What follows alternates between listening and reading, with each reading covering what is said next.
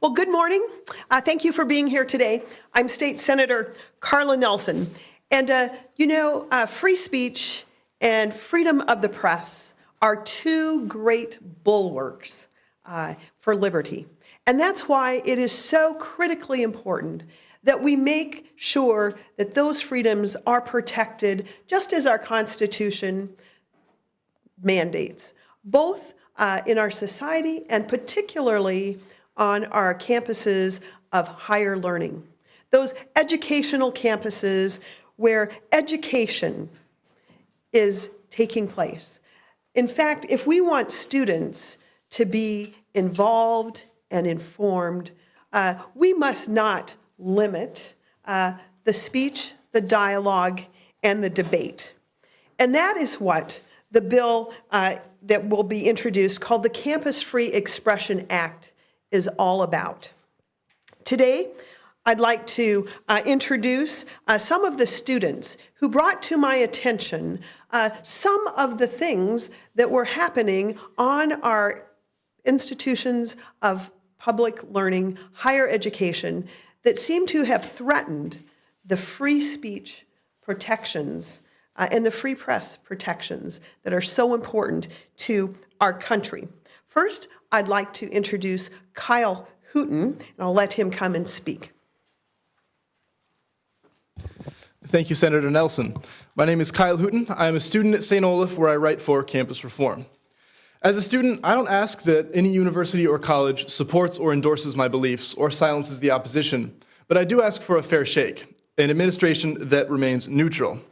Across Minnesota, our campuses are thankfully rich with religious, ethnic, and racial diversity, but too often, students find themselves frustrated on their campuses by lack of intellectual diversity and lack of encouragement of political thought. The university system is too often counterproductive in the areas of encouraging students to think freely and diversely and allowing free speech. It is for this reason that I applaud Senator Nelson for encouraging diverse viewpoints on campus, and that is what this Campus Free Expression Act aims to do. Now I'd like to introduce Madison Foppel. Thank you, Kyle. Good morning, everyone. My name is Madison Foppel, and I am a senior at the University of Minnesota here in the Twin Cities. So every fall, authorized student groups at the University of Minnesota are allowed to paint up to 3 bridge panels to promote their student groups. And the bridge goes across the Mississippi River, connecting the East and West Bank campuses. In October of 2016, just last fall, our student group, the University of Minnesota College Republicans, painted 3 different panels in promotion of our student group. The original painting included a message in support of the Republican candidate's immigration policy, and within a matter of minutes, it was vandalized. The University of Minnesota's College of Education and Human Development emailed students calling us, the College Republicans, message xenophobic, ignorant, and an act of hate. The assistant director of the Multicultural Center of Academic Excellence called the message xenophobic and racist. There was a campus climate conversation that was held after the event, and angry protesters showed up and were allowed to surround me at the event and scream in my face and call me names, and they interrupted this entire conversation that was supposed to be a conversation. It was no longer a conversation. Stifling free speech on campus leads to an environment of bias, indoctrination, and intellectual bullying. And this is not an issue of the past. I'm going to introduce Maddie Dibble, who's going to talk about an issue that we're fighting right now on campus. Thank you. Thank you, Madison. Since October, I've been working as editor-in-chief of the Minnesota Republic to bring in Ben Shapiro to speak on campus, along with 2 other student groups. Since October, we have been working with school administration in an attempt to find a venue for this event, as well as the University of Minnesota Police Department. And through this process, we have done a series of meetings throughout the fall semester and into this semester, where the majority of the focus of the meeting was trying to find a venue for this event. While our original intent was to host the event at a venue that could hold 1,500 people, throughout a series of meetings with the administration and security, we realized that that was not going to be a possibility. As we progressed through looking at different venues, the university repeatedly told us that each venue could not be secured. So we started from a venue of 1,500 that could not be secured, moved to a venue of 800 that could not be secured. And as we continued through the process, we resulted on a venue in the St. Paul campus, which is 7 miles from the Minneapolis campus, for a venue of 400 people. Negotiating rooms like this, while we did agree to the room that we were positioned in, we only agreed when it became clear that the event would not go on in any other space due to security concerns. Other groups plan events at the University of Minnesota every day without campus oversight. We need to continue at our universities to guarantee equal access and safety at all events without limiting the number of students who can participate. And Senator Nelson's bill will help make that a possibility. Thank you. Those are just a few of the most recent examples of why a Campus Free Expression Act or Campus Neutrality bill is needed. We know that the First Amendment of the United States Constitution and our Constitution protect free speech, and including the free speech of students who are enrolled at our higher institutions of learning. And it is a matter of statewide interest that we protect the rights of students to exercise their freedom of speech on the campuses of public institutions of higher education, while at the same time, we do recognize the right of those institutions of higher education to enact reasonable time, place, and manner restrictions that preserve their ability to fulfill their education missions at the same time.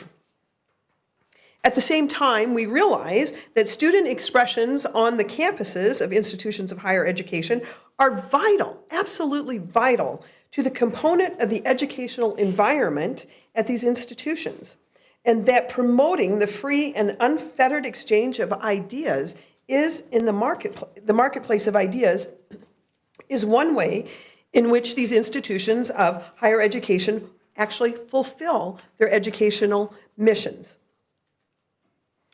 And so it is our intent that higher education would embrace a commitment to free speech and the expression for all students at their facility.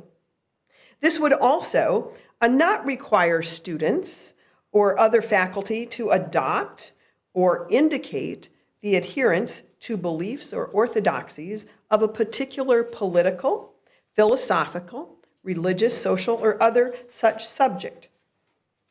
Although, of course, institutions may require that students and faculty to conform to their conduct requirements of law and policy. A student's expression in a student forum includes, we must not limit or restrict a student's expression in a student forum. And so the examples that you heard today are reasons why it's essential that we bring this bill forward. Just because a student is talking does not mean that anyone has to listen, but the university must remain apolitical as an institution. College students are adults and should be held to adult standards of behavior, including disagreeing respectfully. And these are the ideas behind the bill we are presenting. I'd also like you to note that there have been other speakers at the University of Minnesota who have been apolitical and who have had the larger forums on the University of Minnesota campus secure. And it is my great concern that this particular event has, I can't believe, as a senator who has supported higher education, who has supported, we have spent a lot of money on the University of Minnesota campus with its buildings and its infrastructure. And they're coming to us again this year for some very needed things. But I find it inconceivable that there is not a building on the campus in Minneapolis that would allow a student, that would not be sufficient to allow a student group to bring in a speaker, a nationally known speaker. I do find it very challenging that these students have not been able to secure a facility on the main campus. I'm concerned that the event is being sent to the St. Paul campus, where it is harder for people to attend. And I'm also concerned that the venue is much smaller than what was requested. And I do not understand how the University of Minnesota, our flagship university that gets millions and millions of dollars each year in infrastructure for buildings, cannot provide a suitable building for the college Republicans who are bringing a national speaker here. So that is just one example. The bill is much broader than that, and that is protecting, of course, freedom of speech, freedom of press for all of our students on public institutions, higher education institutions. With that, I'll open up for a few questions. So the bill doesn't seem to have a whole lot of teeth other than it outlines a disciplinary action, but what you're saying here suggests that if universities don't accept this, that you might lobby to withhold money from them. Is that the case? No, I did not say that. I told you exactly what I thought. I find it inconceivable that the university, our flagship institution, does not have space for this type of an event on standard. Lots and lots of money, Well, and there that seems is to be a true. message attached to that. What's the No, message? I'm not attaching a message. I'm just specifically stating the facts. The facts are that we have a wonderful university. It's our flagship university, and we spend millions of dollars on buildings on that beautiful university. It's my alma mater. I believe, maybe I can be proven wrong, but it's hard for the average person to believe that there is not a setting on that university campus where we could have a speaker come in and not, that it's not large enough or it's not secure. Are you considering a similar bill for the Capitol itself? Because we had an incident like this where there was the leadership of the Democratic Party protested a speaker. I don't think they blocked the speaker from appearing, but there was certainly protest. Are you considering a bill that would guarantee the free speech in the Capitol? Absolutely. I'm not exactly sure what incident you're occurring to. As a moderate Muslim and a feminist, and the Democrats consider her Islamophobe. Oh, I'm not familiar with that. But what I will tell you is that we definitely need to allow free speech in our society. We definitely need free speech. We need freedom of the press, and we need respect. It is concerning that people are not respectful. And we need safety as well, and so that's why the bill does provide for a reasonable time, manner, and place. But the most important thing is that freedom of expression be not determined by its content. Our Constitution, anything that's protected in our Constitution is protected free speech. Does the bill have teeth, or is it? Oh, it does have teeth. Tell us about that. Maybe I didn't address that. The bill does have teeth. It allows for a course of action if the reasonableness of time, manner, and place are infringed upon. It calls for attorney's fees and court costs. What course of action are you talking about? It would be a suit, and I can't give you the details. There is a time limit on that of 1 year. So there's a statute of limitations, 1 year from the noted infraction. So we would let our normal processes proceed. Any other questions? If Louis Farrakhan showed up, would you have the same belief? Would you protect his right as well as anybody else? I mean, is there any speaker on the other side of the aisle? Well, I think no. I'm actually asking the students that question.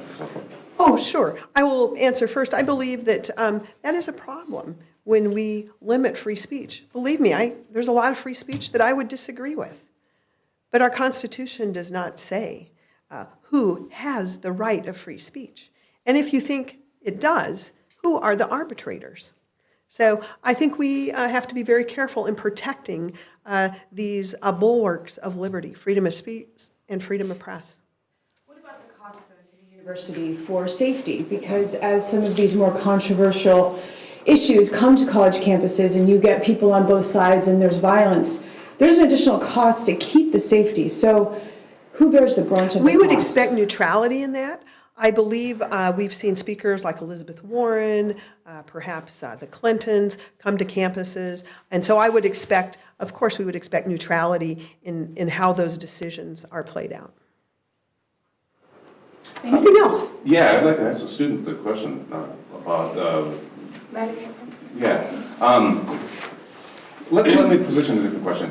What's going on? Why is this happening? Why are we seeing it? What underlies all this? Why? Because this is not just here, it's not just Ben Shapiro, it's been happening across the country where you've got these people who, in some cases, have actually rioted to prevent student. Why is that happening? What's your view on that?